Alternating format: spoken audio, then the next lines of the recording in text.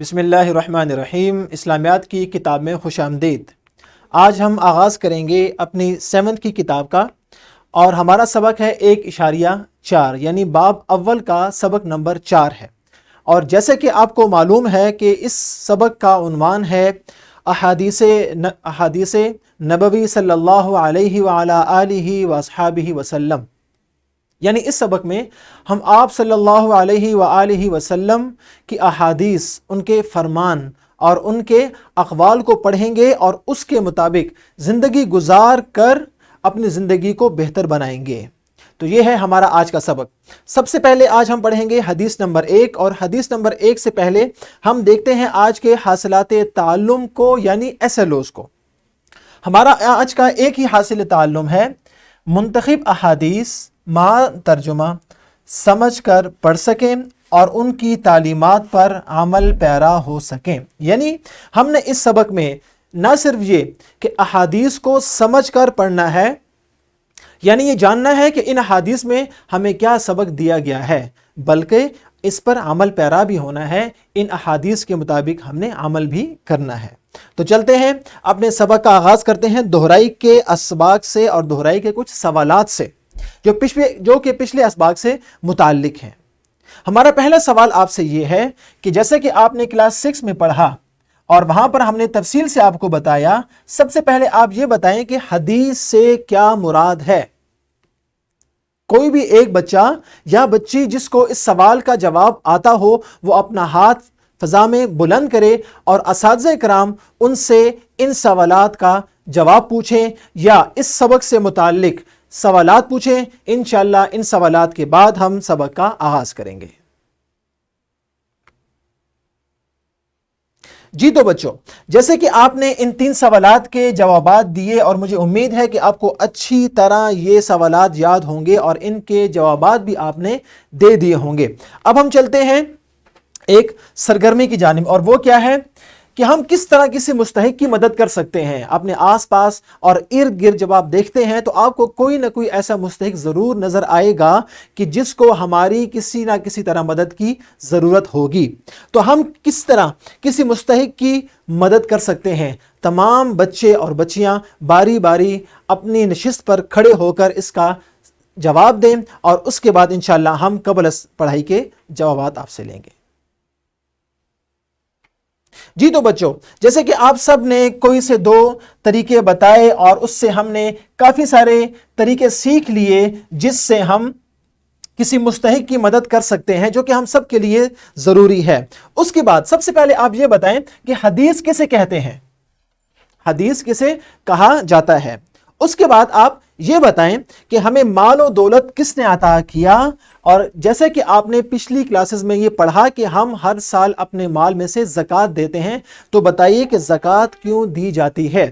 جب یہ 3 سوالات آپ کے ذہن میں آ جائیں گے اور آپ ان کے جوابات دیں گے تو آج کا سبق اسی سے متعلق ہے، تو انشاءاللہ اس کا سمجھنا کوئی بھی مشکل نہیں ہوگا۔ اب ہم چلتے ہیں اسلامی نقطہ نظر کی جانب۔ جیسے ہی ہم قرآن مجید کا آغاز کرتے ہیں، اس کی پہلی سورت سورۃ البقرہ، سورۃ الفاتحہ کے بعد جو سورت آتی ہے، پہلی سورت سورۃ البقرہ، اس کی ابتدائی 3 آیات میں تقوی والوں کی اور متقین کی کچھ نشانیاں بتائی گئی ہیں۔ ان میں سے ایک نشانی کیا ہے؟ وَمِمَّا رَزَقْنَاهُمْ يُنْفِقُونَ، کہ جو اللہ نے ان کو رزق دیا ہے، جو عطا کیا ہے، جو مال دیا ہے، اس میں سے وہ خرچ کرتے ہیں۔ تو گویا کہ تقوی کی ایک علامت کیا ہے؟ اللہ کے راستے میں خرچ کرنا۔ اور یہ خرچ ہم جو کرتے ہیں، یہ ہمارا مال نہیں ہے بلکہ اللہ تعالیٰ کا دیا ہوا ہے۔ تو اس کے بعد سب سے پہلی بات آپ یہ سمجھیں کہ ہمیں تمام نعمتیں دینے والا کون ہے؟ اللہ تعالیٰ ہے۔ ہمیں صحت کس نے دی؟ اللہ نے۔ ہمیں مال کس نے دیا؟ اللہ نے۔ ہمیں گھر کس نے دیا؟ اللہ تعالیٰ نے۔ ہمیں صلاحیت کس نے دی؟ اللہ تعالیٰ نے۔ ہمیں سوچنے کی، سمجھنے کی، ہر طرح کی نعمت ہمیں کس نے دی ہے؟ اللہ تعالیٰ نے۔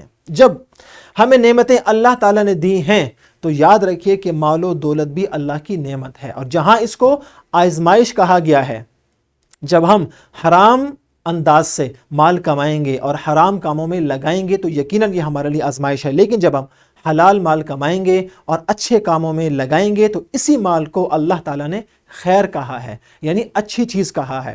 تو گویا کہ مال بذات خود کوئی چیز نہیں ہے، بلکہ اس کا استعمال اس کو اچھا یا برا بناتا ہے، اس کا استعمال اس کو آزمائش یا بھلائی کی چیز بناتا ہے۔ اب جب ہمیں اللہ تعالیٰ نے مال و دولت کی نعمت دی ہے تو ہمیں کیا چاہیے کہ ہم اس کو اچھے کاموں میں استعمال کریں، کسی غریب کی مدد کریں، کسی یتیم کی مدد کریں، کسی بیوہ کی، کسی مستحق کی، کسی مسافر کی مدد کریں، ہم زکوٰۃ، صدقات، خیرات اس میں سے دیں۔ کیوں؟ یہ اللہ نے مال دیا ہے اور اللہ نے حکم دیا ہے کہ ہم اوروں کو دیں، لہٰذا اس میں ہمارا کوئی کمال نہیں ہے۔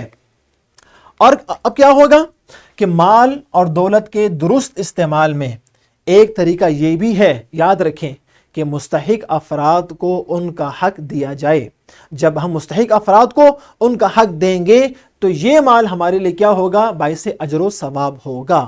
اور اسلام نے یاد رکھیں کہ جو زکوٰۃ کا حکم دیا، جو صدقہ فطر یعنی فطرانے کا حکم دیا، جو باقی نفلی صدقات کا حکم دیا، جتنے بھی خیرات کا حکم دیا، یہ کس لیے ہے کہ ہم اپنے مال میں سے ان غریبوں کا حق بھی دے دیں۔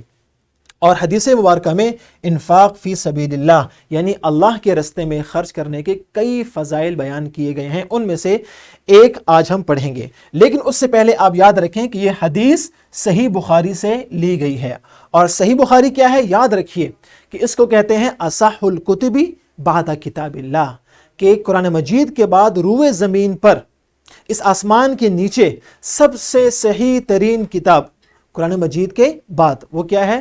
صحیح بخاری ہے۔ اور اس کو کیا کہتے ہیں؟ قرآن مجید کے بعد سب سے صحیح کتاب۔ اس کی حدیث آج ہم پڑھیں گے، اور وہ کیا ہے؟ آپ کی کتاب میں بھی موجود ہے، اس کو ذرا اچھی طرح دیکھ لیجئے۔